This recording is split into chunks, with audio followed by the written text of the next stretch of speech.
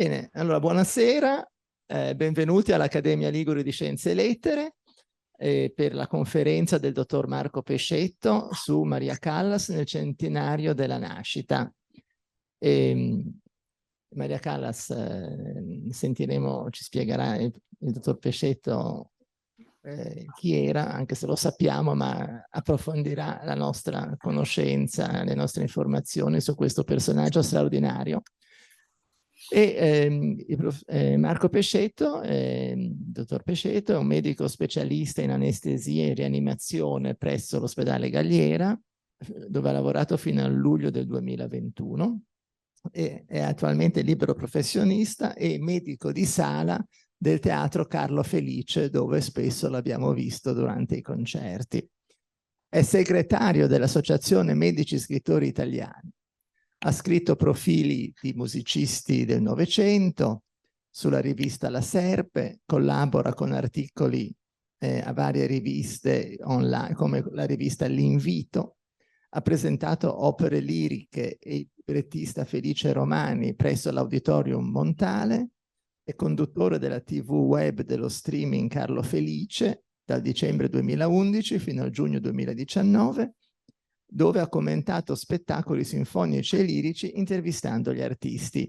E il dottor Pescetto ci ha fatto un regalo proponendoci questa conferenza su questo straordinario personaggio, in cui ci ha promesso anche delle novità, insomma, e anche dei documenti che non conosciamo e che sarà affascinante vedere. E dunque benvenuti, e soprattutto grazie al dottor Pescetto. E prima di dargli la parola, abbiamo qui in sala il delegato mondiale dell'UMEM, che sarebbe l'Union Mondiale des Écrivains Médecins, perché appunto ci sono i dottori, si sanno, spesso scrivono, è un vizio anche quello, dopo aver curato i vizi degli altri, anche loro li praticano. E il dottor Pescetto appunto è fra questi medici scrittori. E il dottor Simone Bandirali è qui appunto il delegato mondiale di questa unione mondiale e lo invito per un breve saluto.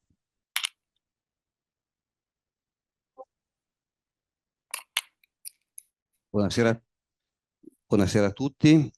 Per me è un grande onore essere qua da Crema. Ho raccolto volentieri l'invito di questo grande amico Marco Pescetto. Non vi dirò niente della Callas, non vi dirò niente di lui come musicologo, perché tanto lo conoscete tutti come appassionato di musica. Dirò solo che io abito a Crema, che è a metà strada tra Milano e Cremona, e a pochissimi chilometri da un paesino che si chiama Casalbuttano, dove Vincenzo Bellini ha composto gran parte della Norma. C'è ancora la torre di questo palazzo finto medievale dell'Ottocento, è stata quasi tutta distrutta, ma resiste. E non sono ancora riuscito a portarlo a visitare questi luoghi che dovrebbero essere sacri per lui. Mi fermo qua, voglio solo testimoniare. Io sono un medico scrittore, come un medico scrittore anche lui.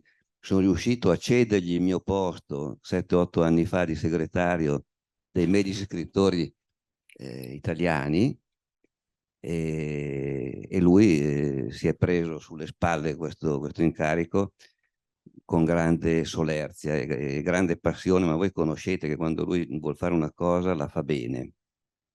Che dire, potrei dire qualcosa delle sue scorribande frequenti sempre vicino alla mia cittadina, che c'è Bergamo di Donizetti. Lui ormai conosce le pietre del sentierone di Bergamo, di Viale Papa Giovanni, eccetera, eccetera. L'ultima cosa, per non tediarvi, ma non è solo un appassionato di musica, è anche un bravissimo poeta. Io non uso mai la parola grande, perché grande non c'è mai nessuno, secondo me. Si è bravi o più grandi, ma tant'è vero che l'anno scorso ha vinto un nostro importante, un premio importante, che è la Serpe d'Oro. Perché è importante? Perché è un premio che resiste da quando è nata l'AMSI nel primo dopoguerra, sono 72 anni che c'è questo premio ed è sempre stato effettuato. E Marco ha meritatamente vinto il primo premio, per cui io non posso altro che fargli il mio applauso e mi metto molto umilmente ad ascoltare e augurandomi che presto lo vedremo presidente dell'AMSI, come io in effetti più che delegato ti devo tirare le orecchie, ma sono anche presidente dell'UMEM da pochi mesi. Grazie di tutto e grazie dell'invito, che è un onore per me e per mia moglie essere qua. Grazie.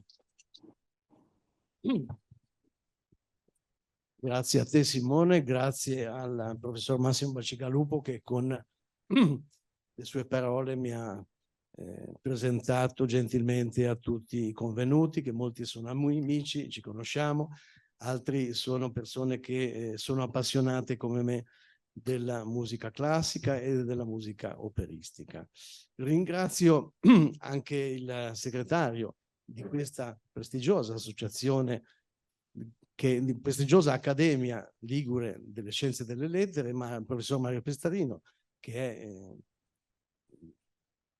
laureato in Scienze Biologiche, ordinario di Biologia, e anche la professoressa Maria Stella Rollandi, che per motivi di salute non ha potuto essere presente, ma che è stata la propiziatrice di questo incontro, tramite un ponte che vede qui due persone che sono state da tramite, che sono Giulio Dero e Simone Brizio, che attraverso Carlo Felice mi hanno raggiunto e mi hanno sorpreso con questo incarico di parlare del centenario di Maria Callas.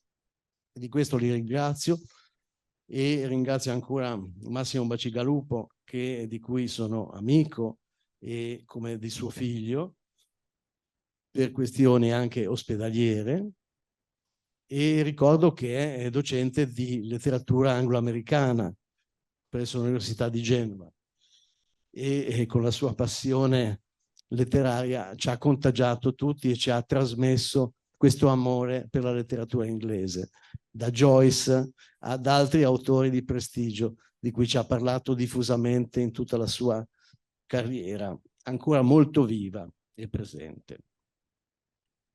Grazie a Simone Bandirali, che oltre ad essere un amico è appunto una persona che conosco ormai da tempo e che indegnamente mi ha presentato al di sopra di quello che io nel ruolo dove dovrei stare. Grazie di cuore Simone e rompiamo gli indugi, perché sennò facciamo solo i saluti e parliamo di Maria. Benvenuti a tutti voi e ho scelto questo titolo,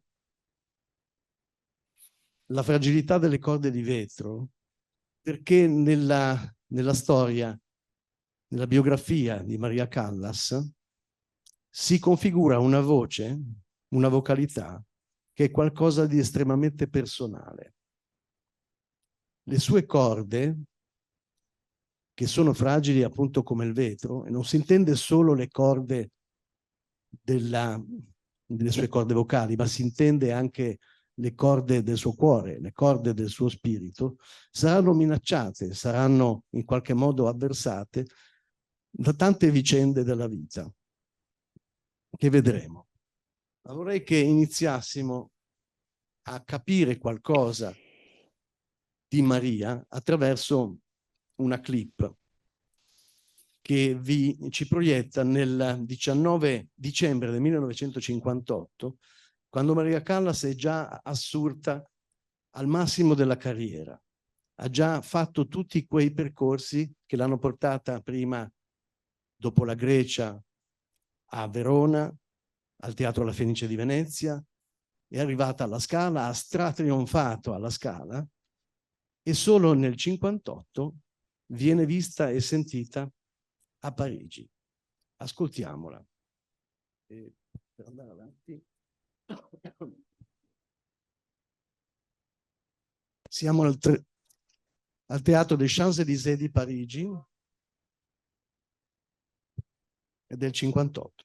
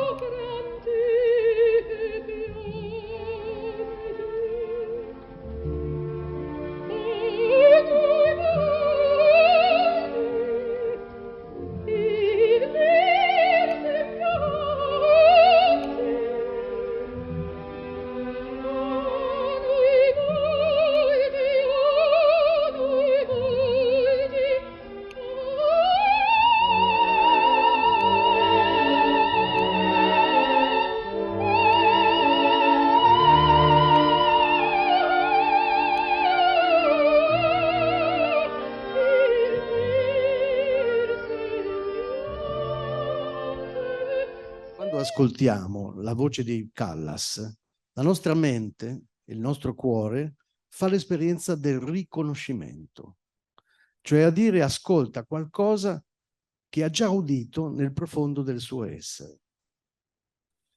Non è tanto la bellezza della voce di Maria. Maria non ha una voce bella o considerata bella nel concetto di bellezza che possiamo tutti immaginare. Ci sono altre voci altrettanto belle o più belle della sua. Basta pensare a Renata Tebaldi, basta pensare a Montserrat Caballé e più avanti a Mirella Freni e molte altre. Ma quello che rende la voce di Maria una cosa unica è questa ruvidità, questa asprezza che ne fa una voce unica, irripetibile, e che è il risultato di esperienze vissute dolorosamente nella sua vita.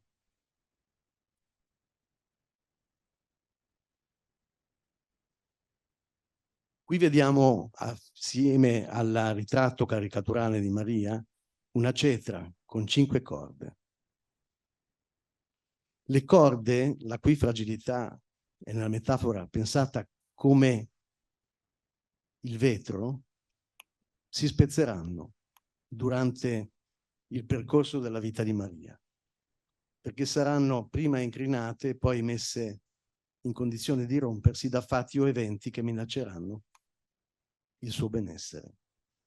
Ma veniamo brevemente a occuparci delle radici di Maria e ci spostiamo nel Peloponneso, nella parte sud-ovest del Peloponneso in Grecia, dove suo padre, Georgios Kalogeropoulos, nel 1886 nasce a Neokori, in Messenia.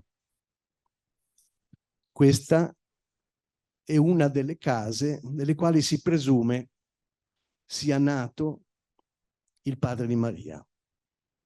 È una figura che nasce da umili origini, da una famiglia modesta. Nel 1916 si laurea in farmacia ad Atene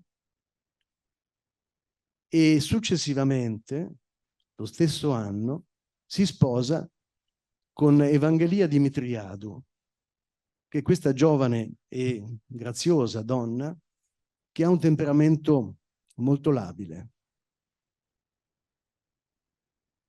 Ha 12 anni meno di lui ed è figlia di una famiglia ricca che viene dallo Stilis, che è una città che si trova a nord di Atene.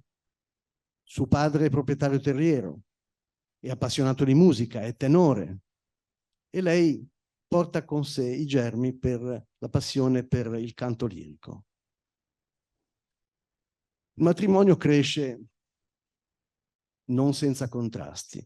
Nel 1917 nasce Iacinti, la primogenita, forse la prediletta, e nel 1920 un maschio, Vassilis, che è il trionfo, il regalo più bello per Evangelia, che purtroppo muore di tifo o di meningite, non si sa, all'età di 2 anni. La famiglia cade nello sconforto e Georgios spera di risollevare l'economia, anche che non va molto bene in Grecia, andando negli Stati Uniti. In questo fa conto sull'amicizia di Leonidas Lanzounis, che è un greco come lui che è emigrato a New York diverso tempo prima. La famiglia decide di partire per l'America, quando Evangelia è già incinta del 3° figlio. Lei si aspetta che questa gravidanza le renda il maschio che ha perduto. Nell'agosto del 23 la nave parte da Patrasso, vedete sulla destra, dalla Grecia, e raggiunge Long Island.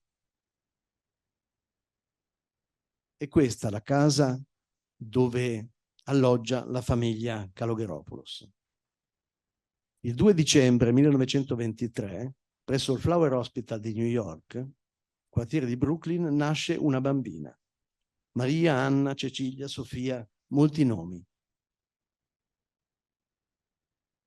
che verrà battezzata 3 anni dopo in una chiesa ortodossa, perché la madre e il padre sono di rito ortodosso. Ed ecco il primo ritratto, il primo documento che abbiamo trovato. C'è un'unica persona sorridente in questo quadro, la figlia maggiore, Giacinti. Il padre ha uno sguardo accigliato, preoccupato forse anche della crisi economica che sta attraversando, addolorato per la perdita del bambino. Sulla destra, con uno sguardo spento, inespressivo, la madre Evangelia è ancora abbattuta dal lutto della perdita del secondo figlio. La nascita di una bambina non l'ha confortata. Anzi, lei non ha voluto vederla per giorni dopo che è nata. L'ultima ritratta è appunto Maria, che ha uno sguardo inquisitivo, come a chiedere: ma cosa ci faccio qua? Sulla destra, in sovraimpressione, vedete l'immagine di Leonidas Lanzunis, quell'amico che sarà sempre a fianco di Maria e che sarà il suo padrino di battesimo.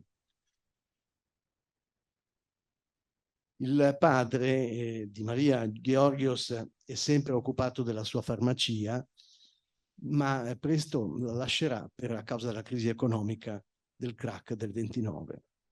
Quindi il benessere economico sperato dal capofamiglia non si realizza. Nel luglio del 28 Maria rischia di morire perché correndo verso sua sorella attraversa la strada e viene trascinata, investita da una macchina e trascinata per metri, procurandosi un trauma cranico. Rimarrà in coma 12 giorni e presso il St. Elizabeth Hospital, da dove uscirà sana e salva senza conseguenze. I sanitari, salutandola, la chiameranno Lucky Mary. È stata molto fortunata. Una dote che si scopre in lei è il talento per il canto e la madre ha intenzione di farla studiare. La iscrive in una scuola di canto. Tant'è vero che nel 1935, quando Maria ha solamente neanche 12 anni, partecipa a un concorso radiofonico cantando Un bel dì vedremo dalla Madama Butterfly sotto lo pseudonimo di Nina Foresti. Eccola più o meno in questa età, con uno sguardo un po' ombroso di chi ha subito un rifiuto da parte della madre. Gli unici conforti che la bambina ha sono l'affetto del padrino nella sua infanzia e della sorella Giacinti. E Giacinti però, vista la situazione familiare, chiede di rientrare in Grecia alla famiglia. La madre la accontenta perché in Grecia dai nonni materni forse può respirare un'aria a lei più congeniale. Ecco che una delle corde del cuore di Maria si rompe, perché la famiglia desiderata si rivela una famiglia indesiderata. Perché come abbiamo detto, per 4 giorni dopo la nascita, la mamma la rifiuta, non vuole vederla. Delusa, profondamente non saprà neanche ricordarne la data di nascita. Sul passaporto ha la data del 4 dicembre. Alcuni dicono che sia nata il 3. Poi si mettono tutti d'accordo sul 2 dicembre. Solo dopo qualche anno, notato uno spiccato talento per il canto, avrà il merito di farla studiare. E poi cercherà di sfruttare il suo ruolo. Il padre è sicuramente la figura più amata da Maria, però delude la giovane cantante, perché lentamente si distacca da Evangelia e si innamora di un'altra donna, Alexandra Papagion, di cui diventerà marito, e che Maria non vorrà mai conoscere né vedere. Sarà l'unico, il padre, ad accoglierla quando ritornerà dalla Grecia, dove partirà con sua madre, quando ritornerà dalla Grecia per ritornare negli Stati Uniti.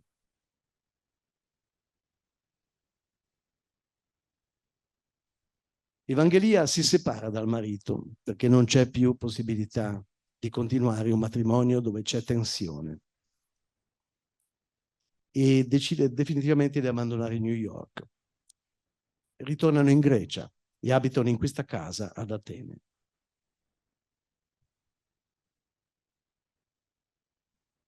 Maria non ha neanche 14 anni, quindi non ha l'età utile per entrare nel conservatorio municipale di Atene, troppo piccola. Riesce a entrare, peraltro, nel conservatorio nazionale, Odeon Ethnicon, grazie a una borsa di studio, ed ha come prima insegnante una donna che risponde al nome di Maria Trivella. Canta brani del Franco Cacciatore, di Tosca, e la famosa cantante spagnola che la ascolta, Elvira de Hidalgo, la prende sotto la sua protezione. Gli conta di darle lezioni. All'età di 16 anni canta per la prima volta un'opera intera. È un'opera italiana, Cavalleria rusticana. Voi lo sapete, O mamma. Lo sentiamo non quando aveva 16 anni, ma un pochino dopo.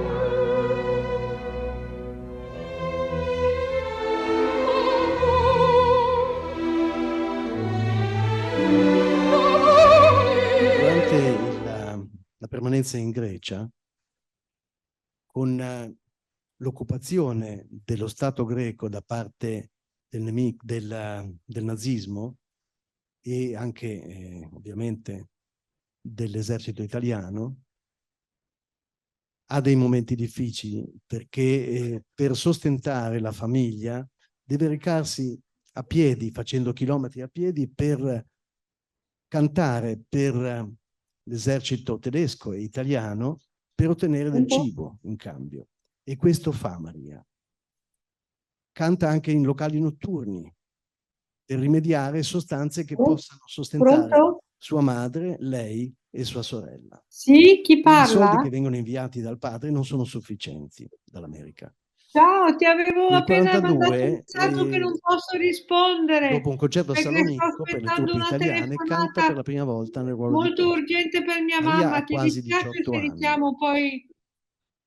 Andiamo avanti. Va bene, Nel ciao. 43 canta ancora queste opere, Tifland è un'opera di Eugène d'Albert e Cavalleria all'Opera di Atene. E canta un'opera greca che si chiama O Protomastoras di un compositore greco, Manolis Kalomiris, e Fidelio di Beethoven all'Odeon di Erode Attico, questo splendido teatro che vedete nelle immagini.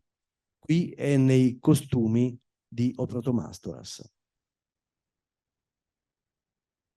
Alla fine del 44 la Grecia viene liberata e lei non ha più motivo di stare in Grecia perché viene vissuta dalla popolazione locale come una che ha collaborato con l'esercito invasore. Decide allora di ritornare da dove è nata, da dove ha incominciato la sua vita, negli Stati Uniti. Torna a New York e accolta con gioia affetto dal padre, che le procura un locale dove abitare e l'assiste nelle cose di prima necessità.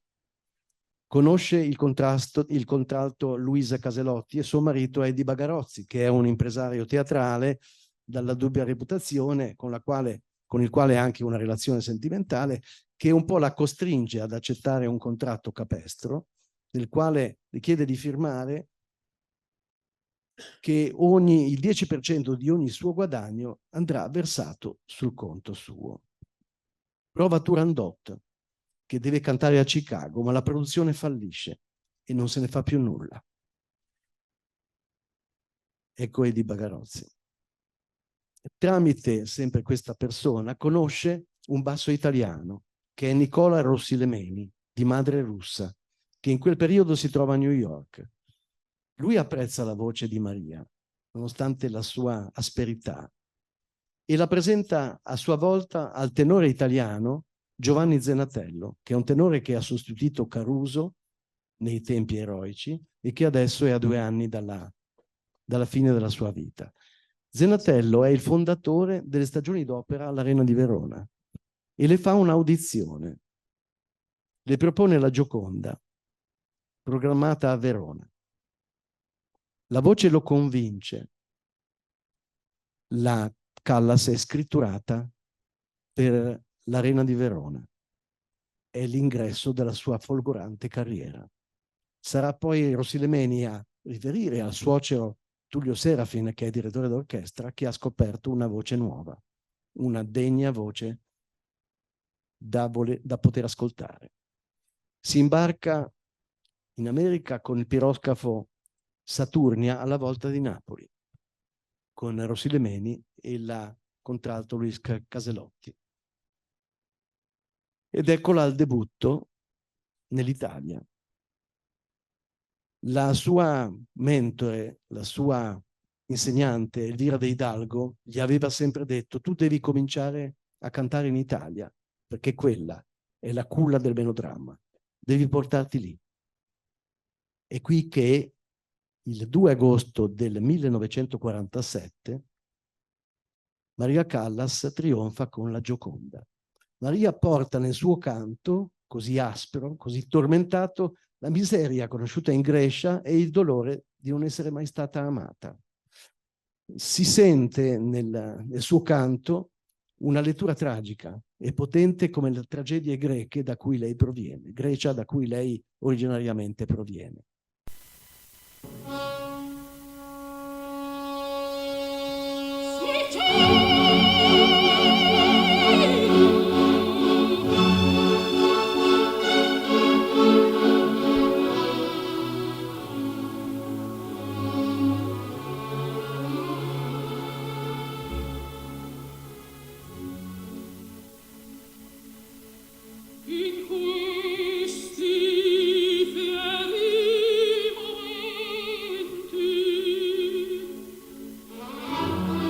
Oh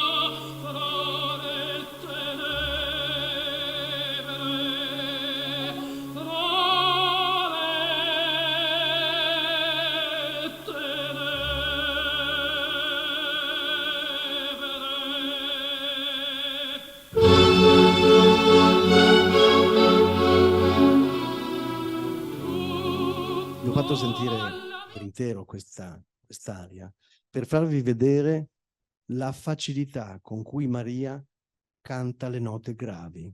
Maria nasce come contralto, come mezzosoprano, naturalmente, è predisposta verso un canto dai toni più bassi. Le tonalità acute dei soprani di coloratura che lei potrà cantare, li canterà grazie alle lezioni di Elvira De Hidalgo, che l'aiuterà a far migrare la voce che naturalmente è proiettata sulle note gravi su quelli più acuti. E lei, con la duttilità e l'impegno della sua voce, riuscirà a travalicare questo handicap che non le è naturale e cantare i più grandi brani del primo Ottocento, del cosiddetto bel canto italiano. Intendo Rossini, Bellini, Donizetti, che diedero delle perle della storia del melodramma italiano. Riesce a raggiungere questi traguardi. Diventa un'attrice, una cantante completa, sotto ogni registro. Allo spettacolo dell'Arena è presente Giambattista Meneghini, che è un imprenditore di Laterizzi, è un melomane sfegatato, che vuol conoscere la Maria e le propone, dopo averla conosciuta, il cosiddetto patto dei 6 mesi, cioè le avrebbe garantito l'alloggio e l'assistenza alla carriera diventando suo agente. Maria è appena arrivata, non ha nessuno e si fida di quest'uomo che è un attempato commendatore, perché ha 28 anni più di lei. Maria non ha compiuto 24 anni, Meneghini ne ha più di 50. Però non solo accetta questa proposta lavorativa, ma se ne innamora. Se ne innamora spiazzando anche un po' i pensieri delle persone che le stanno vicino, perché intreccia una relazione assolutamente seria. Tant'è vero che 2 anni dopo si sposa, il 21 aprile del 49, nella sacrestia della Cappella dei Filippini a Verona. Si dice sacrestia perché devono combinare 2 riti del tutto diversi, quello ortodosso della fede di Maria e quello cattolico di Meneghini.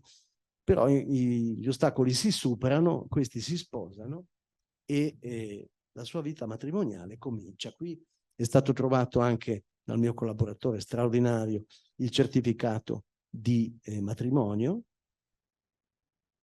e qui c'è la coppia di neosposi, l'attempato industriale e la prosperosa Maria Callas, che quasi 24enne pesa quasi 93 kg. Lo scopritore musicale di Maria rimane Tullio Serafin, che nasce in quel di Venezia, a Rota le Cavarze, in provincia di Venezia, e vuole farne diventare una star, perché scorge proprio in Maria un temperamento vincente e quindi la spinge verso un'audizione al Teatro alla Scala. Al Teatro alla Scala c'è Ghiringhelli, che come la vede arriccia un po' il naso, non è tanto conquistato da questa figura. Trova la voce di Maria metallica, non soddisfacente rispetto a quello che lui si aspettava. E poi a Milano forse non ha il physique du rôle, una donna di 93 kg, sovrappeso. Dice: guardi, siamo a posto, se avremo bisogno la chiameremo. Non si perde d'animo. Ecco qui l'aspetto di Maria e l'aspetto fiero e censorio del sovrintendente Ghiringhelli. Accedere alla Scala, ci si accede con un passaporto di certe credenziali che a Maria non ha. Serafin non si perde d'animo, trascina Maria Callas a Venezia e la fa debuttare nel 1948 nel Gran Teatro La Fenice, nel Tristano, come Isotta. Le fa cantare Wagner.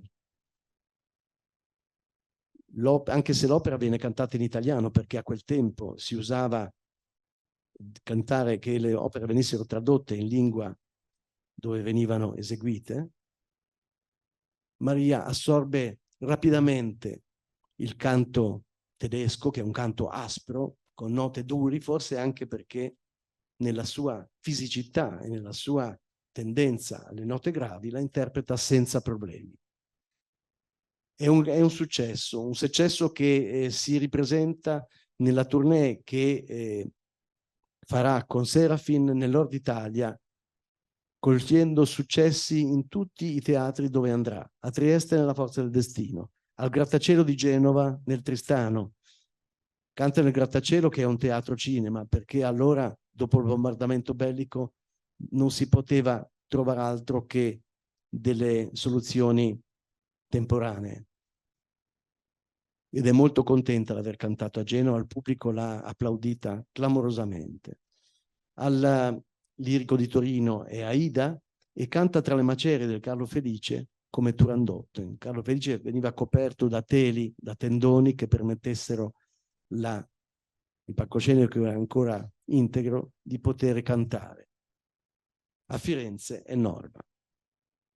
Ecco una foto di repertorio che la ritrae insieme al maestro Serafin degli anni 50. È già una persona diversa dagli anni 40. Ma nel 49 a Venezia compie un vero e proprio prodigio, perché dopo aver cantato nel ruolo di Brunilde la Valchiria di Wagner, dopo 3 giorni, per un'indisposizione della soprano genovese Margherita Carosio, sarà invitata a calcare il palcoscenico con Elvira dei Puritani, che è un'opera che sta agli antipodi di Wagner. È come cantare una cosa opposta per i caratteri timbrici e di vocalità che hanno le 2 opere. Quindi passa da Wagner a Bellini e supera anche questo ostacolo con grande trionfo. E la tournée continua. Va nell'Italia del Sud, a Palermo, ancora Valchiria, a San Carlo e Turandot, a Roma e Kundry, nel Parsifal. Il direttore Franco Mannino la segnala al regista Luchino Visconti, che ne è assolutamente interessato e vuole dirigerla come regista. Maria affronta qualsiasi impegno con grande tenacia, con caparbietà e con qualità. E con un'assoluta meticolosità si studia attentamente anche per pianoforte, perché lei ha imparato a suonare il piano e ha imparato anche a aiutare i colleghi, suonando col pianoforte, a seguire i caratteri strumentali dell'opera. E canta quello che vuole con quella sua voce. Canta tutti i ruoli, dal canto di coloratura ai toni aspri del wagnerismo, fino a essere un soprano lirico spinto come le star di Puccini, come Tosca, come Turandot. Le sue corde si adeguano a qualsiasi sollecitazione. Questa è una immagine che ci fa vedere l'estensione vocale di Maria, è una cosa straordinaria. Ricopre un salto che va dalla fa diesis grave al mi naturale sovracuto, una cosa sorprendente. Parlando del rapporto che ha con Meneghini, è un rapporto quasi un po' da figlia con il padre, sembra più una figlia di Meneghini che la moglie. Meneghini, dopo la prima infatuazione, è sempre innamorato di Maria e Maria non ha problemi, gli ha consegnato tutte le sue capacità, canta e lui si occupa di tutto il resto, i rapporti con teatro, i rapporti con la stampa, soldi, denaro. Maria si fida. Per dare un'occhiata ai cachet presi da Maria, che possono forse interessare qualcuno, quando Maria canta all'Arena di Verona prende 40.000 lire per la prima recita, che sono equivalenti circa a 800 euro di oggi. Finirà con l'andare dei giorni e degli anni ad arrivare alla cifra esorbitante di 700.000 lire quando si troverà nei trionfi della Scala, equivalenti per recita a una somma che va dai 9.000 ai 10.000 euro, che è di tutto rispetto, direi. Meneghini sa di poter trattare con tutti i direttori di teatro alla pari, senza sconti. Volete Maria Callas? Dovete pagare. Ecco questa simpatica vignetta dove c'è l'improvvisato direttore di teatro che propone una somma, ma lei la rifiuta perché vuole il doppio. ma non c'è tempo di dormire sugli allori. Serafin se la vuole portare in Sud America, ed è in Sud America che fa la prima tournée, la porta a Rio de Janeiro, dove canta Aida, Norma e Turandot, e poi replica al Teatro Colón di Buenos Aires, uno dei teatri dall'acustica migliore del mondo, dove ripete le stesse opere e dove fa un successo strepitoso. A Città del Messico, a metà strada, canta Trovatore e Aida.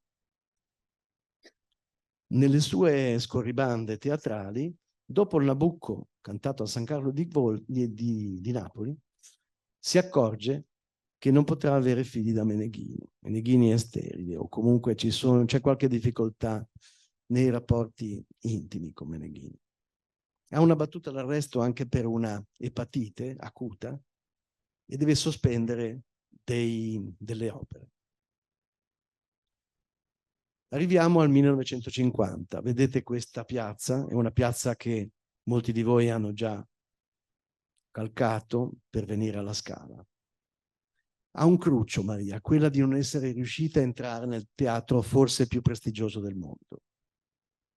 Ha fatto audizioni, Ghiringhelli ha sempre rifiutato perché la considerava inadatta al ruolo, e poi lui aveva in scuderia dei cavalli di razza. Si parla di Renata Tebaldi, si parla di Mario del Monaco e non si poteva discutere. Lo stesso critico musicale Francesco Labroca, che è presente a un'altra audizione per la Scala, prende sotto braccio Meneghini e gli confessa: guardi, sua moglie non vale niente, tanto vale che se la riporti in America. Toscanini la vuole sentire e la apprezza nella sua drammaticità, nella sua capacità di interpretare la tragedia. Però non apprezza la sua voce, perché è una voce troppo aspra. La vedrebbe bene soltanto nel ruolo di Lady Macbeth. È un'opera che le prospetta di cantare assieme a lui, ma che non avrà mai luogo, perché la Scala per ora non è per lei. La figlia di Toscanini, peraltro, diventa una fan e una sostenitrice del soprano greco-americano ed entra nel consiglio di amministrazione della Scala. Ma alle volte il destino fa dei brutti scherzi e Renata Tebaldi, il 12 aprile del 1950, quando deve scendere in palcoscenico alla Scala a cantare l'Aida, non ha voce perché è vittima di un'influenza. Viene sostituita da Maria Callas. E qui c'è la storia di un soprano che conquista un teatro. Ritorno vincitor e dal mio labbro uscì l'empia parola, vincitor del Padre mio, direi che impugnorarmi per me, per ridonarmi una patria, una reggia e nome illustre, che qui cenarmi forza, vincitor dei miei. Nonostante la sua mole, Maria Callas diventa patrona della Scala. Con questa, esattamente con quest'opera, con Aida. Tutto il pubblico è in piedi a applaudirla e a venerarla. Maria inaugurerà tutte le stagioni della Scala, dal 51 al 57, con la sola esclusione del 53, che sarà appannaggio ancora di Renata Tebaldi, una in fila all'altra. Dai Vespri siciliani a Macbeth, alla Vestale di Spontini, a Norma di Bellini, alla Aida di Verdi, a un ballo in maschera con i più grandi direttori del momento, De Sabata, Votto e Gavazzeni. Renata Tebaldi, signorilmente, molto signorilmente, fa le valigie e va al Metropolitan di New York, dove per 18 anni risulterà regina incontrastata del Metropolitan. Sulla stampa iniziano gli schieramenti, le diatribe, le lotte, dentro e fuori Italia. E l'Italia si divide. Da una parte c'è una voce che rappresenta la classicità, la purezza del bel canto, ed è chiamata voce d'angelo, è Renata Tebaldi. Dall'altra c'è l'asprezza, la ruvidità di un canto nuovo, ed è percepita come il diavolo, ma per i suoi ammiratori Maria è sempre la divina. Ecco le due dive contrapposte. La voce pura, luminosa, adamantina di Renata e la voce aspra, dura, ma seduttiva di Maria Callas. Si scaglieranno anche qualche invettiva reciprocamente, saranno invettive scusabili, perché le due si stimeranno per tutta la vita. Maria Callas dirà di Renata che non ha spina dorsale. Renata dirà: non avrò spina dorsale, ma ho una cosa che Maria non ha, il cuore. A parte queste facezie, le due soprano avranno contrasti, ma si stimeranno sempre. Dal 52 al 54, dopo una dieta ferrea che Maria si autoimpone, dimagrisce di più di 30 kg e passa dai 93, che l'avevano resa non tanto avvenente per Ghiringhelli, ai 54 kg, sfiorati ai tempi dei fasti della Scala. E diviene una donna assolutamente desiderabile, avvenente. I sarti della Scala fanno a gara per creargli dei costumi da scena che esaltino la sua bellezza. Ecco Maria Callas degli anni fine 40 e Maria Callas dei fasti e delle vincite, degli allori di Milano. Sono due persone completamente diverse. In questi anni, dal 51 al 57, Maria tocca l'apice della sua carriera.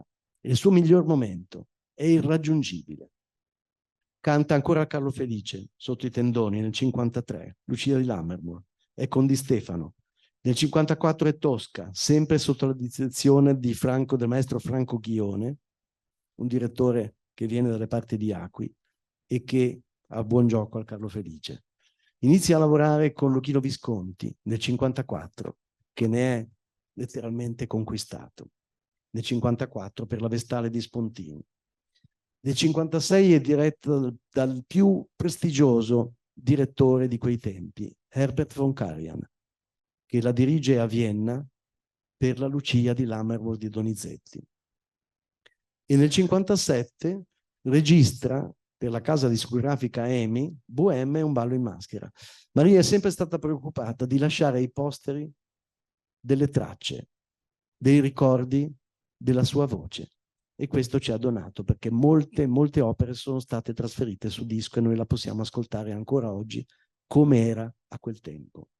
Il 29 ottobre apre la stagione anche al Metropolitan, dove la Tebaldi se la vede arrivare, e la apre con Norma, uno dei suoi cavalli di battaglia. La sua fama è assurda a un livello mondiale.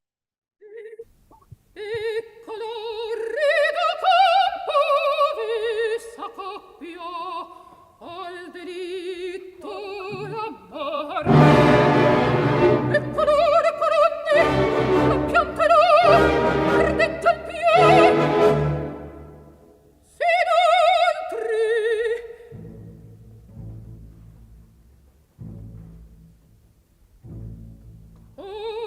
mi si aggira il cuore. Questa è un ballo in maschera che fece alla Scala e dove è guardata con grande ammirazione da quel Ghiringhelli che non la voleva prendere a teatro.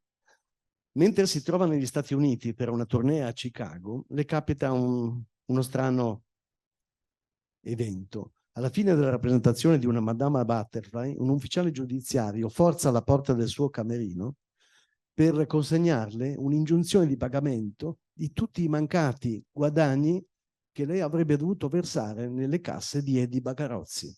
quell'agente americano al quale lei aveva firmato imprudentemente un contratto.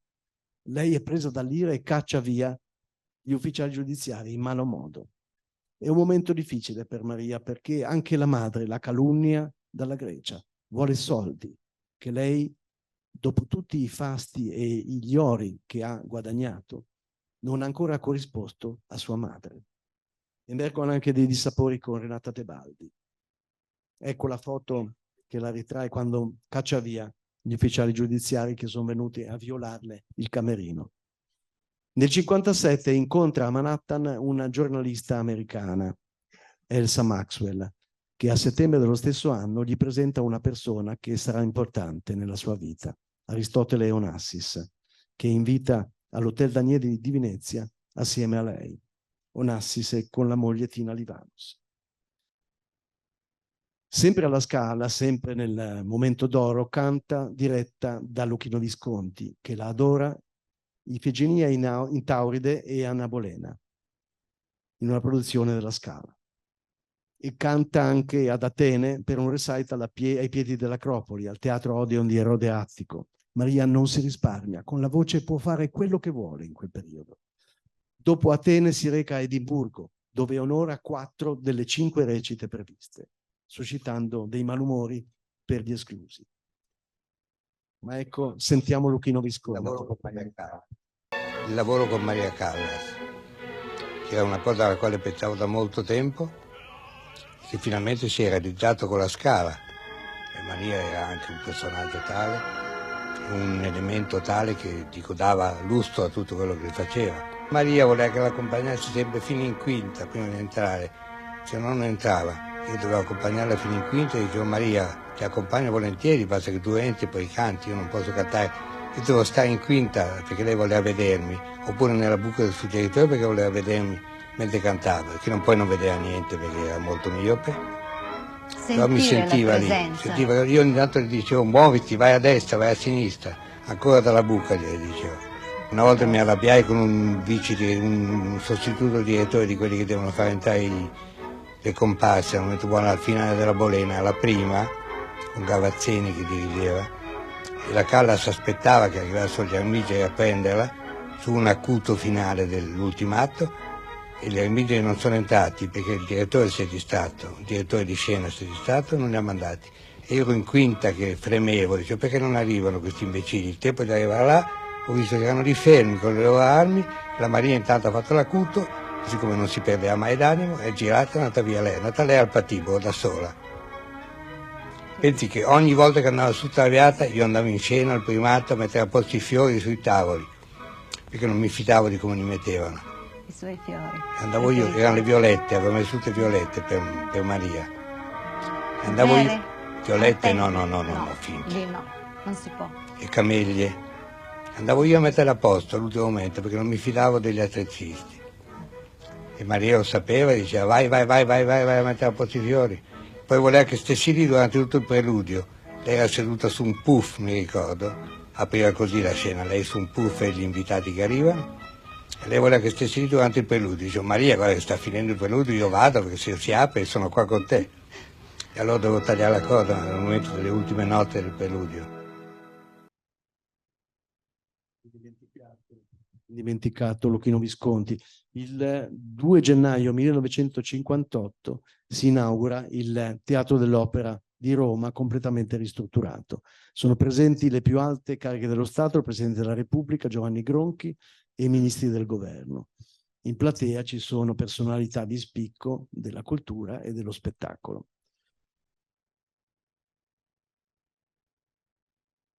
Maria canta, ma non sembra in perfette condizioni. Infatti ci sono state nelle prove delle correnti d'aria che hanno messo in pericolo la voce sua e quella di un'altra cantante che non è scesa in palcoscenico.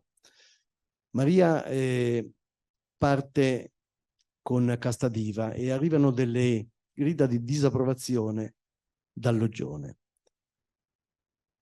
Si conclude l'atto e l'intervallo dura più di 45 minuti.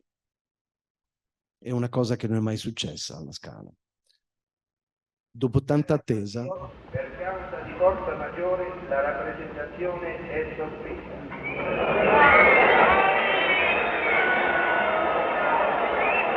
Il comunicato dice: per cause di forza maggiore la rappresentazione è sospesa. Come gli ascoltatori possono udire, il pubblico ha una reazione piuttosto accesa ed è anche comprensibile. Naturalmente il Piazza Maggiore, è inutile dirlo, viene dal Loggione. la Norma di Maria Callas si ferma alla fine del primo atto a causa di una virosi delle prime vie respiratorie che ha colpito le sue corde vocali in modo ingravescente. Maria rischia di arrivare afona se finisce l'opera. Il giorno precedente la recita aveva chiesto di farsi sostituire perché non si sentiva in grado, ma il sovrintendente era stato irremovibile. Maria Callas doveva cantare. Ancora un'altra delle sue corde, il cuore si spezza. La défaillance di Maria non era una cosa attesa, ma è capitata. E per sfuggire a decine di melomani inferociti e traditi che la inseguono fino all'uscita degli artisti, lei è costretta a passare da un passaggio segreto che collega al Teatro dell'Opera di Roma all'Hotel del Quirinale, dove lei la alloggiava, assieme a un Meneghini atterrito. Il giudizio su Maria è quello di una capricciosa che ha voluto prendere in giro il Presidente della Repubblica e del suo pubblico. Le viene così preclusa la possibilità di cantare anche le recite successive e di cantare nei teatri italiani per gli anni a venire. Una sanzione impensabile. L'ombra dell'infamia arriva su una figura che tutto il mondo aveva stimato e amato fino al giorno prima. Anche i giornali ne parlano. È qui che comincia a trasparire un declino. Ci sono diverbi anche col signor sovrintendente della Scala, Ghiringhelli, durante la rappresentazione del Pirata a Milano. Finché non se ne andrà lui non verrò più alla Scala, esclama Maria. Anche un alterco con Rudolf Ping, il direttore principale del Metropolitan. Maria voleva cantare delle opere diverse, era costretta a cantare sempre le stesse opere. Tosca, Traviata, Norma, chiede a Bing di cambiare programma. Lui è irremovibile. Il teatro vuole queste opere. Lei deve cantare queste, vi faccia sapere. Non gli fa sapere più nulla e Bing recide il contratto e la licenzia in tronco. Maria non si perde d'animo a centinaia di teatri che la cercano, la sua vita è anche fuori dal Metropolitan e fuori dalla Scala, però sicuramente non le fa piacere. Accettato l'invito di Onassis nell'agosto 59 per una crociera sul suo yacht Cristina, è stregata dall'armatore, se ne innamora. Vuol rompere la relazione con Meneghini, che non è d'accordo. La moglie di Onassis chiede il divorzio al marito. A settembre riprende l'attività di canto e di opere per Maria.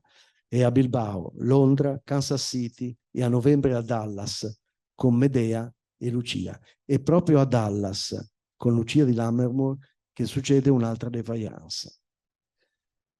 Quell'opera cantata fino all'acuto finale cantata magistralmente, ma il mi bemolle acuto alla chiusa della scena della pazzia non esce dalle corde vocali di Maria, che canta 2 ottave sotto. Tra l'incredulità dell'orchestra, del maestro Rescigno e del coro, Maria scappa in lacrime in camerino, tra gli applausi. Un'amica le consiglia di recarsi da un medico perché una cosa del genere non è normale.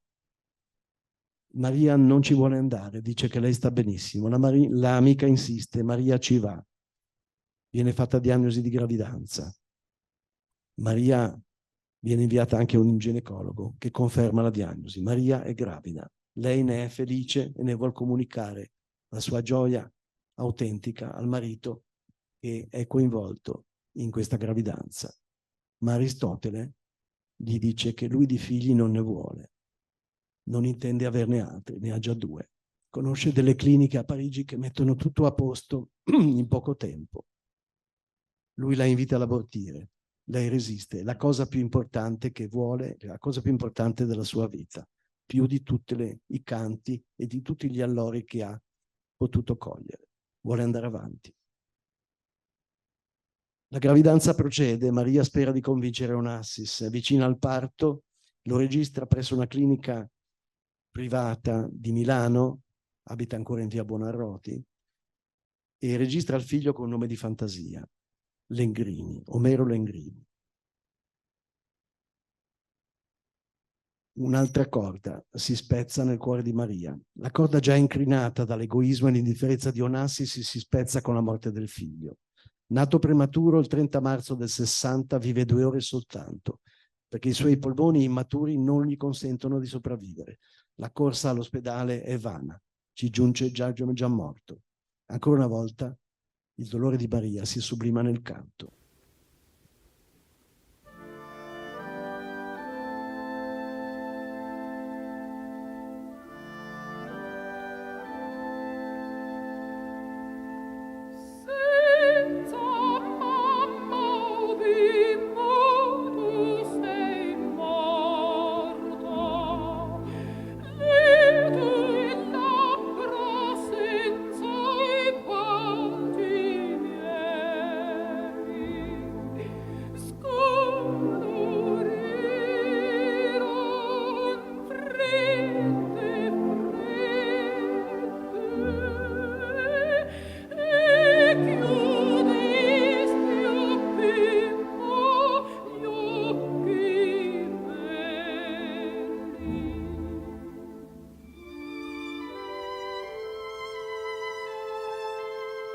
Maria si recherà per 17 anni a Bruzzano, dove sarà sepolto nel cimitero di questa cittadina nella cintura nord di Milano, per pregare sulla somma di tuo figlio. Nell'agosto del 60, con una vocalità ancora intensa ma già intaccata da un vibrato troppo forte e da acuti indeboliti, canta ancora Norma a Epidauro. Il 7 dicembre inaugura ancora per l'ultima volta alla Scala la parte di Paolina nel Poliuto di Donizetti. Fa 3 rappresentazioni di Medea alla Scala e per l'ultima volta è Medea il 3 giugno 1962. Ascoltate la smagliatura e la corrosione della voce di Maria in questa Medea.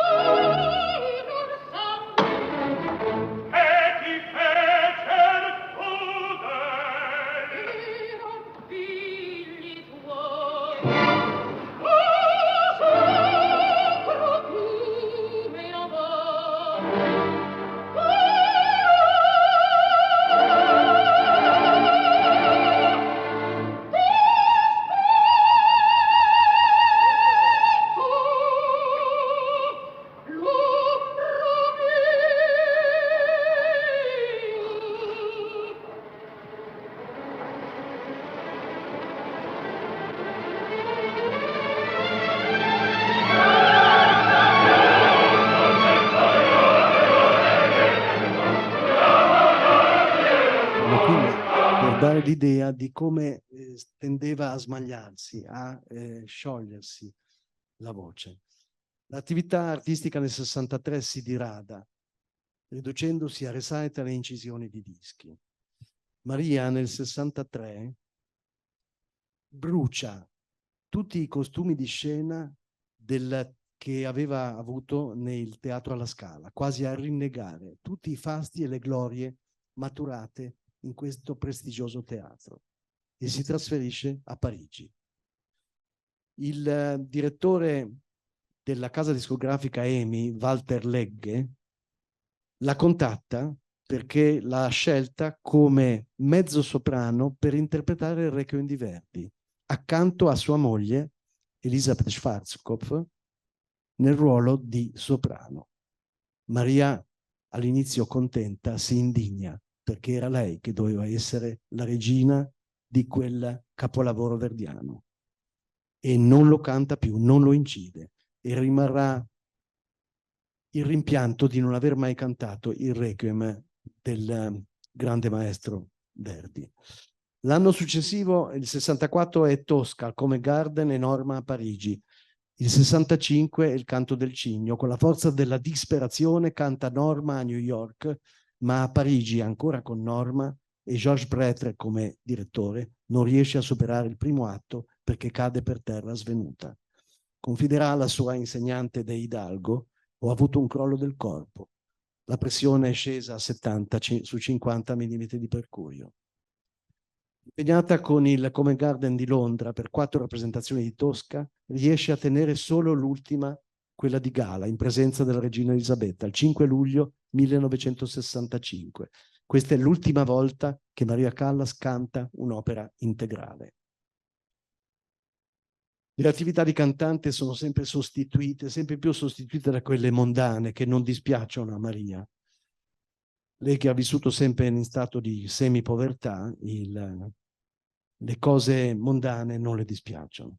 Il 19 maggio 62 Maria canta in occasione nel compleanno del presidente Kennedy, una cosa piuttosto poco significativa, al Madison Square Garden di New York. In quell'occasione canta anche Marilyn Monroe le indimenticabili note della celebre Happy Birthday, Mr. President. Ecco il documento fotografico. Nel 68 succedono 2 eventi. Il 16 settembre si fa trovare da Renata Tebaldi dietro le quinte del Metropolitan di New York per congratularsi con lei per la Adriana Lecouvreur che ha appena cantato. Maria è a fine carriera. Renata ha ancora la carriera aperta. Non sappiamo quello che si dicono, però sicuramente è un'attestazione di stima. Nello stesso anno del 68 Maria subisce un altro tradimento, perché l'uomo su cui ha puntato più di tutto sposa un'altra donna, Jacqueline Bouvier Kennedy. E Maria lo sa dai giornali. Si rompe un'altra corda nel cuore di Maria. Il 20 ottobre apprende la notizia. La notizia del tradimento, Maria deve aver rivissuto i suoi drammi, la miseria patita in Grecia durante la guerra, il dolore di non essere mai stata mamma, se non per 2 ore, e di non sentirsi amata né da sua madre né da chi l'ha transitoriamente amata. Maria è sola.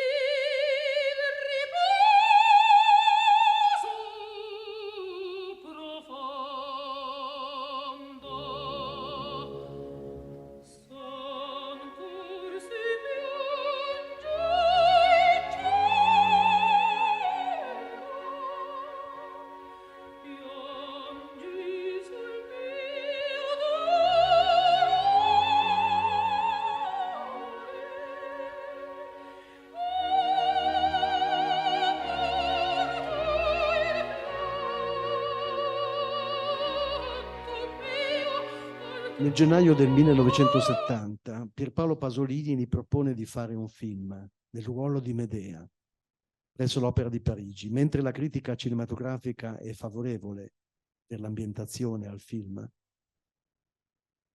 il pubblico ne decreta un insuccesso assoluto. Io, che ho potuto vedere il film, vi posso confermare che Maria, senza vocalità, perde qualsiasi attrattiva per il pubblico. È un pesce fuor d'acqua, non ha nessun significato.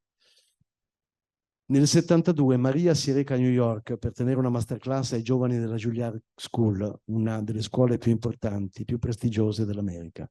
E nella notte del 3 dicembre 72 muore dopo una telefonata suo padre, Georgios Kalogeropoulos, mentre la figlia sta incidendo con Di Stefano la registrazione di un disco. Eccola qui in una foto che ritrae sicuramente un pellegrinaggio del padre verso i tanti successi di Maria a teatro. Quello che si traspare è una grande tenerezza. Nel 73 cura la scenografia dei Vesperi siciliani cantata da Giuseppe Di Stefano per la reinaugurazione del Teatro Regio di Torino. E dal 73 al 74 compie una tournée in Europa, America, Giappone, stimolata da Giuseppe Di Stefano, che ha delle gravi difficoltà economiche per la malattia di sua figlia, che ha un reticolo-sarcoma e rischia la vita. Gli chiede aiuto economico. Lei accetta, ma questa recita, questa tournée si risolve in un flop clamoroso. Lo sappiamo dai pianisti accompagnatori, che sono imbarazzati nell'accompagnare due voci ormai stonate, sfiatate e sfibrate, che sono l'ombra di loro stessi. I grandi allori sono solo un ricordo.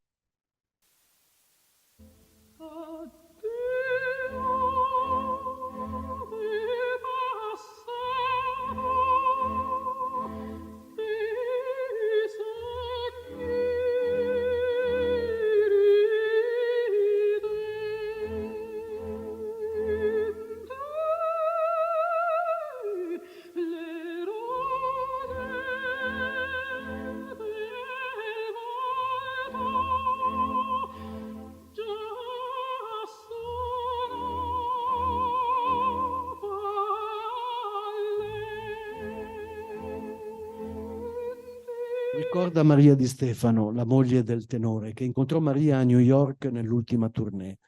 Era in forma pietosa, triste, disincantata, la voce arrugginita, come rotta. Ci ha fatto una gran pena. E un noto musicologo soggiunge: ogni concerto di questa tournée è stato un passo verso la morte. La Callas non c'era più. I suoi lineamenti diventavano sempre più pallidi. Nel 75 muore il vero affetto della sua vita, l'unico, Onassis, per l'aggravarsi della miastenia gravis. Muoiono la figlia di Di Stefano, Pierpaolo Pasolini morto ammazzato e Luchino Visconti.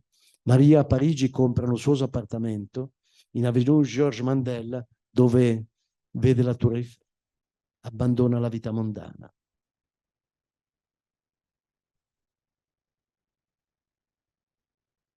Un mese prima di morire, nell'agosto del 77, Maria telefona alla sorella Jackie, cosa che non faceva mai, e le dice: voglio morire. Da quando ho perso la voce voglio morire. Cosa sono io senza la mia voce? Niente. Non vado più da nessuna parte. Mi invitano, ma non sopporto più che mi disturbino.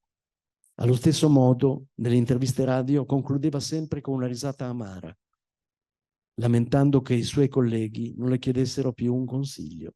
Sono diventata completamente inutile. Siamo all'ultima scena, Parigi, 16 settembre 77.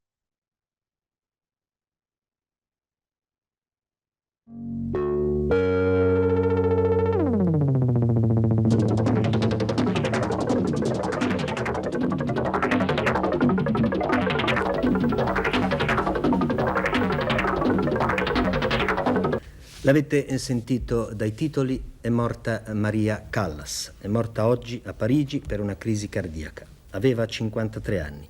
Dal 1962 quella che era considerata una delle più grandi interpreti liriche di tutti i tempi si era ritirata dalle scene, salvo qualche occasionale apparizione. La Scala questa sera è chiusa, ma solo perché non c'era nessuno spettacolo previsto. C'è in compenso sgomento, rammarico, dolore autentico per la scomparsa di una delle più grandi stelle del firmamento lirico, legata al massimo teatro italiano da qualcosa di più di un rapporto professionale e da successo. Nel 62 ci fu la sua ultima apparizione sul palcoscenico del Pianarino, in Medea, l'ultimo trionfo milanese. Rivediamo quelle immagini.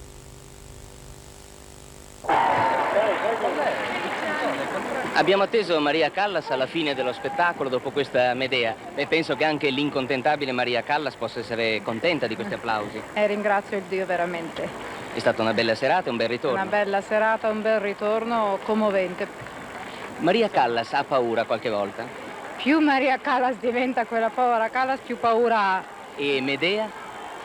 Beh, quello è un discorso un po' ambiguo. La Medea non deve aver paura, ma la Maria sì che ce n'ha.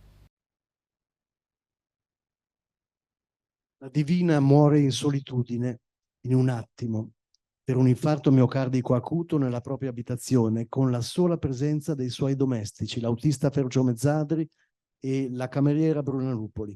Sopra il suo pianoforte solo 2 fotografie. La prima è di Tullio Serafin, nella dedica: voce unica, artista che sa dare tutte le emozioni, creatura a me particolarmente cara, che ha affrontato tutte le difficoltà e lotta per la carriera artistica con la fede soltanto in se stessa, nel suo valore, con l'affetto di sempre. La seconda fotografia è quella della sua insegnante, Elvira De Hidalgo, maestra di canto e di vita, che rimase conquistata dalla voce della appena 14enne ad Atene. In merito a questa cantante spagnola, poi docente, non fu di insegnare concetti teorici, ma la tecnica vocale per il bel canto italiano, precedentemente impossibile per una voce bassa come quella di Maria. Elvira sarà sempre al fianco di Maria, sia nei molteplici trionfi, sia nelle inadeguatezze e nei crolli del declino e nei difficili rapporti con la famiglia. Forse manca una terza fotografia, quella dell'amato padrino Leonidas Lanzunis, che amò Maria fin dalla nascita e fu per lei amico, confidente e padre. Serafin, la Hidalgo e Lanzunis. Questa furono per Maria la famiglia del cuore, quella famiglia che i suoi genitori non le avevano dato. Ecco una foto con il padrino a Palm Beach in America. La sua vicenda è tormentata, continua anche dopo la morte, senza aver rifatto testamento, dopo il tentativo di divorzio da Meneghini nel 59, che non l'aveva mai concesso, l'ammontare del suo patrimonio di circa 12 milioni di dollari, più o meno gli attuali 49-50.000 euro, alla morte del soprano andò all'ex marito, che ne versò la metà alla madre e alla figlia, alla sorella Maria, alla sorella Iachinti. Il seguito fu una sequenza di imbrogli e raggiri, perché alla morte di Meneghini nell'81 a Desenzano, l'imprenditore lasciò l'intero patrimonio alla governante Emaro Verselli Brutti, che ereditò tutto il patrimonio, compreso una petroliera lasciata da Onassis a Maria. Morendo a 95 anni, nel gennaio 23, portò nella tomba i segreti di 3 famiglie, Callas, Meneghini e Onassis. Una pianista greca, Vaso Devezzi, di carattere volitivo e spesso presente nella casa di Maria nei suoi ultimi giorni, dopo la morte di Callas fu lei a chiamare il medico per constatare il decesso. Organizzò il funerale senza avvisare la sorella e la madre di Maria e ne fece cremare il corpo. La sorella di Maria in realtà riuscì ad arrivare alle esequie della sorella, che si tennero nella chiesa greco-ortodossa di Saint-Étienne a Parigi. La stessa, quando Iachinti poi sposerà un avvocato, facendo luce su quella vicenda, scoprirà che la fondazione cui Vaso Devezzi aveva chiesto di versare denaro per una fondazione per Maria Callas non era mai esistita. Ecco le 2 sorelle a confronto, a contatto. L'unica e sola fondazione che fu realizzata fu quella a Parigi, Maria Callas Foundation, stabilita dal suo amico fraterno Georges Prêtre nel 2017. Qui ci sono varie vicissitudini sulla cremazione del corpo, che è stata voluta da Maria, perché l'aveva confidato alla cameriera Bruna Luppoli. Aveva infatti detto: fai spargere le mie ceneri nel mare Egeo, abbraccerò il mio Aristo attraverso il mare. E così fu fatto. Ai Père Lachaise di Parigi c'è soltanto in ricordo questo cenotafio. Una piccola nota sulla causa di morte e di malattia di Maria. Maria morì di un infarto miocardico acuto e non di un avvelenamento da barbiturici, come venne messo in giro da molta gente. Mario Giacovazzo nel 75, un clinico romano, l'aveva visitata dopo la tournée che avevano fatto con Di Stefano per il mondo e aveva notato, oltre a un decadimento delle corde vocali di Maria, dei bitorzoli nelle dita e un colore bluastro nel collo, e aveva posto diagnosi di dermatomiosite, una malattia autoimmunitaria che colpisce il tessuto connettivo e anche i gruppi muscolari del collo, della laringe e delle corde vocali. Queste avvisaglie probabilmente si erano già presentate quando lei ha cominciato ad avere la Defiance di Roma e poi di Dallas e quelle successive, che le ridussero la carriera a pochi anni, a livelli alti. Studiosi successivi, 2010, Fussi e Paolillo, esaminarono l'andamento dello studio spettrografico delle corde vocali di Maria e fecero riferimento proprio all'aria della Gioconda, Suicidio, nelle quali Maria aveva difficoltà sul controllo dell'emissione vocale. Cioè l'emissione avveniva a gradini perché veniva interrotta, non c'era più continuità nell'emissione vocale e questo confermava la diagnosi di dermatomiosite, che come sappiamo esita tra le varie possibili situazioni in una morte per infarto, è quello che accadde proprio a Maria Callas. Questo è l'ultimo ritratto di Maria commissionato dall'autista. Maria viene ritratta con i suoi 2 cagnolini, non aveva nessun ritratto con i suoi 2 compagni del cuore, ultimi della sua esistenza. È un ritratto fatto dal pittore Ulisse Sartini, che nel 2005, alla morte di Maria, venne donato dall'autista al Gran Teatro La Fenice, che era stato uno dei primi teatri dove Maria aveva cantato. Un ultimo omaggio di questo percorso, che vi ringrazio di aver compiuto con me, è la testimonianza di una cantante che fu un antagonista di Maria e che le dedica un canto che Maria avrebbe voluto sempre cantare, ma non riuscì mai.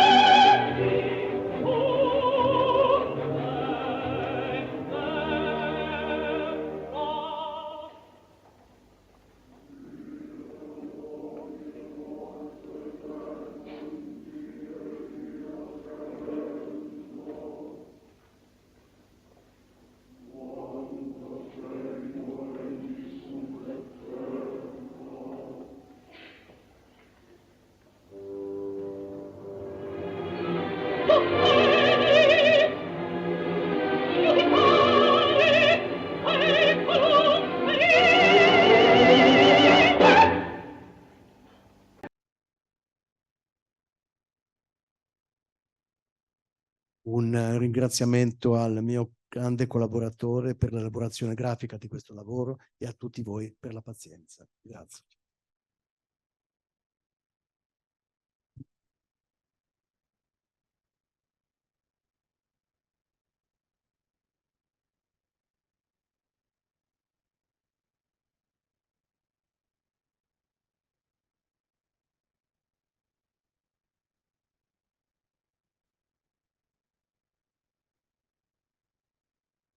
Grazie a Marco Pescetto per questa bellissima carrellata, questo racconto affascinante in cui in effetti ci sono state molte cose che non sapevamo, e anche a mettere insieme, grazie anche al tuo collaboratore, no? Queste immagini così suggestive, insomma, ci ha fatto venire in mente tante cose. Sicuramente ci sono delle domande, no? Ma uno pensa sempre che questi grandi artisti devono avere dei nervi d'acciaio, perché in realtà sono degli atleti, come gli atleti quando vediamo Djokovic o qualcosa.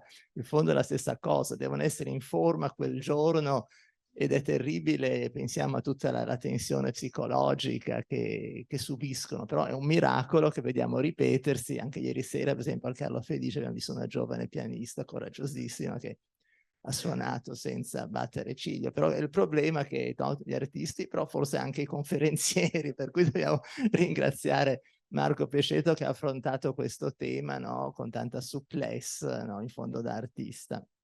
A me è venuto in mente, fra l'altro, che ho conosciuto una volta un soprano che si chiamava Maria Rosa Albini, che mi disse che aveva fatto la Valchiria a Catania con Maria, e che non so, che c'era un cavallo in scena che si mise a mangiare le piume sul capo di uno dei tenori, e disse: sai, qui in scena quando tutti ascoltano la musica, però poi quando passa un gatto o c'è il cavallo che fa una cosa strana, il pubblico subito guarda solo il cavallo. Questo è il mio ricordo di quella serata, di questa, che era poi ligure, credo, questa Maria Rosa Albini insieme a Callas in scena, che deve essere stata anche quella un'esperienza che uno si ricorda, no? E vogliamo dare un momento spazio a domande, qualche minuto per le domande, se ci sono delle curiosità.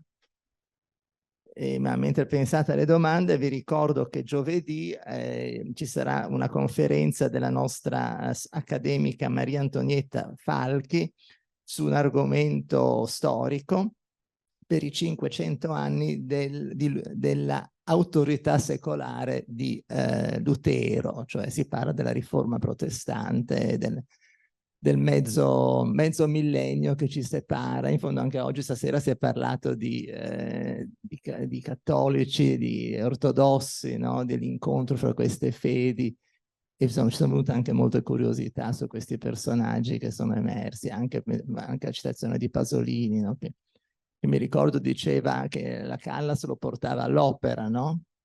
Lui non era mai stato all'opera, Pasolini. La Callas lo convinceva e diceva a Pasolini: ma io pensavo sempre che fosse solo una cosa che piacesse ai gay, l'opera, per quello non ci sono mai andato.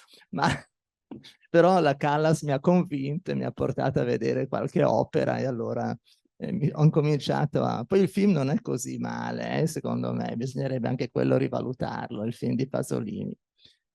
Allora, c'è qualche domanda? Ah.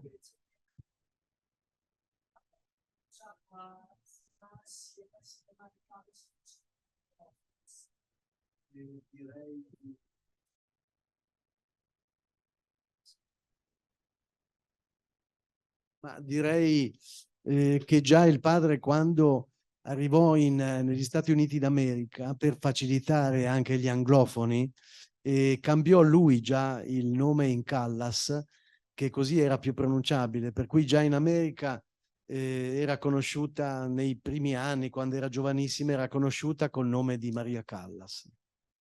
Sì, sì.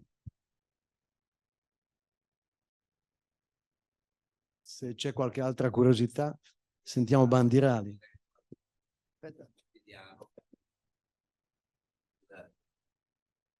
Il possibile matrimonio con Pasolini, che fu... C'è la dichiarazione della madre di Pasolini che disse, e lo riportarono tutti i quotidiani italiani allora, nel 66-67 era, credo. L'unica donna che può sposare mio figlio è la Callas, però penso che fosse una grande bufala in realtà, o forse ci fu davvero qualche simpatia, ci fu sicuramente. Ci fu una simpatia forte tra Pasolini e Callas che stravedeva per l'avvenenza, per il carattere, per come si poneva questa donna.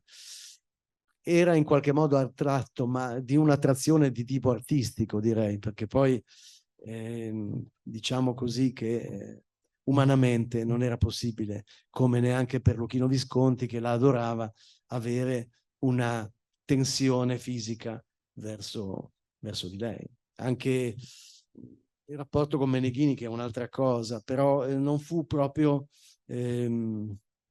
benedetto da una grande unione fisica, ecco.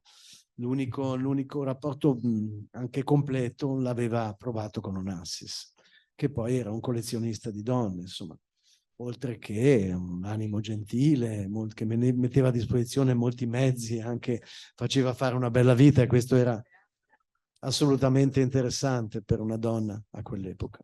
Va bene, allora abbiamo visto ancora una volta come la grandezza spesso va insieme con la tragedia, e parte questa proprio dello straordinario personaggio che stasera ci è stato presentato da Mario Pescetto. Dunque, arrivederci, grazie, e magari giovedì ci vediamo.